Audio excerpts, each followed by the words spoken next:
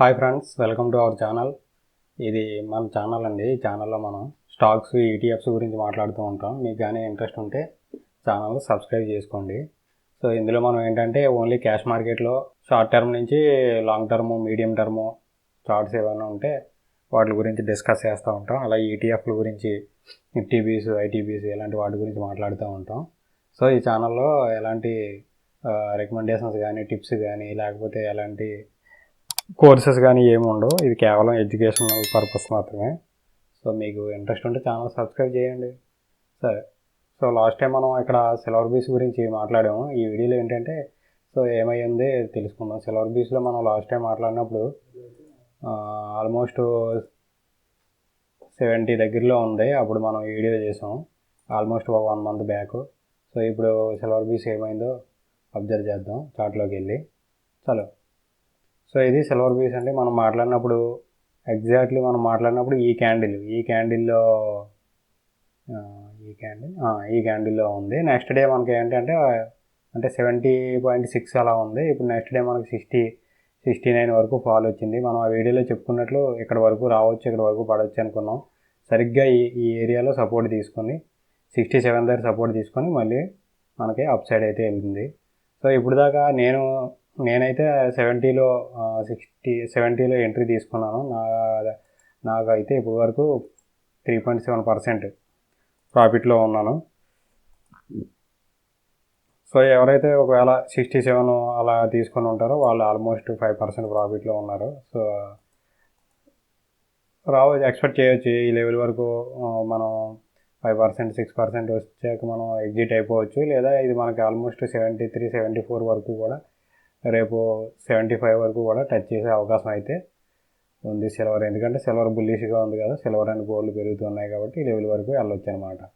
So ఇదండి ఈటీఎఫ్లో ఏంటంటే మనం లాస్ బుక్ చేసుకోవాల్సిన అవసరం లేదు. ఈటీఎఫ్లో మనకి ఇంకా చాలా ఉంటాయి కదా, నిఫ్టీ బీసు, బ్యాంక్ బీసు ఇలాంటివి ఏంటంటే మనం ఫాల్ వచ్చినప్పుడల్లా బై చేసుకొని మనకు లాభం వచ్చినప్పుడల్లా అవసరం అయితే ఎగ్జిట్ అవుతాం. సో అదనమాట. సో ఇప్పటి వరకు అయితే మనకి 4% ప్రాఫిట్ అయితే ఉంది. రేపు మనం 74 ఆ లెవెల్ వచ్చిన తర్వాత 5% వచ్చాక ఎగ్జిట్ అవుతాం. సో ఇక స్టాక్స్ విషయంలో చూసినట్లయితే లాస్ట్ 2 వీక్స్ నుంచి అంతా బేరిష్గా ఉంది కదా market. Nifty, small cap, mid cap బాగా కరెక్ట్ అయ్యాయి. సో ఇక్కడ మనం చూసినట్లయితే ఇక్కడ ఒక 2 స్టాక్స్ ఉన్నాయి చూడండి. ఇక్కడ ఒకటి టీసీఎస్. ఈ మార్కెట్ ఫాల్లో టీసీఎస్లో ఎలాంటి ఫాలింగ్ లేదనమాట. అసలు టీసీఎస్ చాలా బుల్లిష్గా ఉంది, స్ట్రాంగ్గా ఉంది. ఇక్కడ చూడండి, ప్రతి big candle, small candle, big candle, small candle. ఇక్కడ చూసినట్లయితే వీక్లీ చార్ట్ ఇది.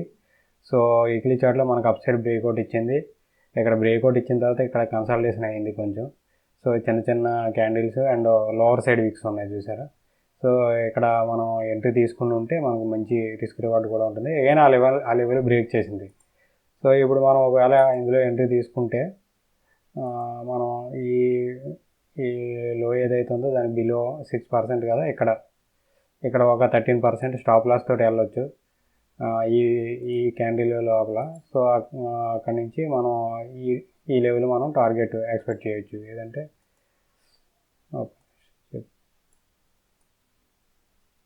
సో ఈ లెవెల్ మనం టార్గెట్ అయితే ఎక్స్పెక్ట్ చేయొచ్చు. సో ఇక్కడ నుంచి స్టాప్ లాస్ వచ్చేసి మనకి ఇక్కడ పెట్టుకోవచ్చు. స్టాప్ లాస్ వచ్చి 12% ఉంది. టార్గెట్ వచ్చేసి మనకి 5,600 వరకు. ఆల్రెడీ మనం టీసీఎస్ గురించి మనం ఈ వీడియోలో మాట్లాడుకున్నాం. సో అగైన్ మళ్ళీ ఒకసారి ఎట్లా ఉందో చూస్తే టీసీఎస్ అయితే చాలా బుల్లిష్గా ఉంది. సో ఐటీ మనకి మూమెంటం వస్తే ఆటోమేటిక్గా టీసీఎస్లో మంచి మూమెంటం రావడానికి అవకాశం అయితే ఉంది. సో కొంతమంది ఇన్వెస్ట్మెంట్ చేస్తారు, అలాంటి వాళ్ళు స్టాప్ లాస్ లేకుండా వెళ్తుంటారు. అలాంటి వాళ్ళు కూడా టీసీఎస్ని అయితే మనం అబ్జర్వ్ చేయొచ్చు. ఏదైనా సరే మనం జస్ట్ అబ్జర్వేషన్ అండి, ఇందులో ఎవరు ఇన్వెస్ట్ చేయొద్దు. నెక్స్ట్ ఏమవుతుందో మనం అబ్జర్వ్ చేద్దాం. సో ఇదనమాట. ఇక్కడ మంచి కన్సల్టేషన్ అయితే బ్రేక్ చేసుకొని బయటకు వచ్చింది. నెక్స్ట్ ఇంకో స్టాక్ చూసినట్లయితే ఎయిర్టెల్ కూడా చాలా బుల్లిష్గా ఉంది. అసలు మొన్న కరెక్షన్లో కూడా పెద్దగా ఇది రియాక్ట్ అవ్వలేదు. ఇండెక్స్లో 3% పైన 4% అలా పడితే mid cap, small cap, Airtel మాత్రం చాలా స్ట్రాంగ్గా ఉందన్నమాట. ఇక్కడ చూడండి ఖాళీ లాస్ట్ వీక్ కాక అంత ముందు వీక్ అయితే ఓన్లీ 3% మాత్రమే. వన్ డే లాస్ట్ డే కాకుండా అంత ముందు డే 3%. ఇది డైలీ క్యాండిల్లో ఉంది. సో ఇక్కడ చూడండి మనం లాంగ్ నుంచి చూసినట్లయితే అంత స్ట్రాంగ్ అప్ సైడ్ మొమెంటంలో ఉంది, బుల్లిష్ ట్రెండ్లో ఉంది. చూసారా పైకి వెళ్తుంది స్టాక్ ఇట్లా. సో ఇక చూడండి అన్ని మూవింగ్ యావరేజ్ పైన ట్రేడ్ అవుతుంది. నిన్న కన్సల్టేషన్ అయ్యి ఇక్కడ అప్ సైడ్ లెవెల్ని బ్రేక్ చేసింది. ఇక్కడ అన్నీ చూసారా, ఇక్కడ కూడా చిన్న చిన్న క్యాండిల్స్. మనకి ఇక్కడ వాల్యూమ్స్ కూడా చూస్తే మంచి వాల్యూమ్స్ అయితే ఉన్నాయి. సో ఇక్కడ కూడా మనం అప్ సైడ్ అయితే ఎంత అనేది చెప్పలేము, ఎంత వరకైనా వెళ్ళొచ్చేది ట్రైల్ చేసుకుంటూ వెళ్ళాలి. సో డౌన్ సైడ్ మనం స్టాప్ లాస్ పెట్టుకుంటే ఈ లెవెల్లో పెట్టుకోవచ్చు. స్టాప్ లాస్ ఎంత అంటే ఒక 5%. లేదు కొంచెం మార్కెట్ వాలటైల్గా ఉంటుంది అనుకుంటే ఈ లోలో కన్సల్టేషన్ లో అయితే స్టాప్ లాస్గా పెట్టుకోవచ్చు. సో ఇక్కడ ఎంత అంటే ఒక 10% వరకును. సో అప్ సైడ్ మనం ఖచ్చితంగా చెప్పలేము ఎంత వెళ్తుంది అనేది, దాన్ని మనం ట్రైల్ చేసుకుంటే వెళ్ళొచ్చు. సపోజ్ ఇక్కడ చూసారంటే మనకి ఇది 50-day మూవింగ్ యావరేజ్. ఈ మూవింగ్ యావరేజ్ టచ్ అయిన ప్రతిసారి మళ్ళీ రివర్స్ అవుతుంది, బౌన్స్ అవుతుంది. ఇక్కడ చూసారంటే ఇక్కడ టచ్ అయింది, బౌన్స్ అయింది, ఇక్కడ టచ్ అయింది, బౌన్స్ అయింది, టచ్ అయింది, బౌన్స్ అయింది, ఇక్కడ టచ్ అయింది. So 50-day moving average below stop loss పెట్టుకొని మనం ట్రైల్ చేసుకుంటూ వెళ్ళొచ్చు అనమాట భారతీ ఎయిర్టెల్లో. సో అది ఫ్రెండ్స్, ఈ ఛానల్లో ఓన్లీ క్యాష్ మార్కెట్లోని అది స్టాక్స్, ఈటీఎఫ్స్ వీటి గురించి నేనైతే మాట్లాడుతూ ఉంటాను. సో మీకు ఇంట్రెస్ట్ ఉంటే ఛానల్ సబ్స్క్రైబ్ చేయండి, వీడియోని లైక్ చేయండి. Thank you.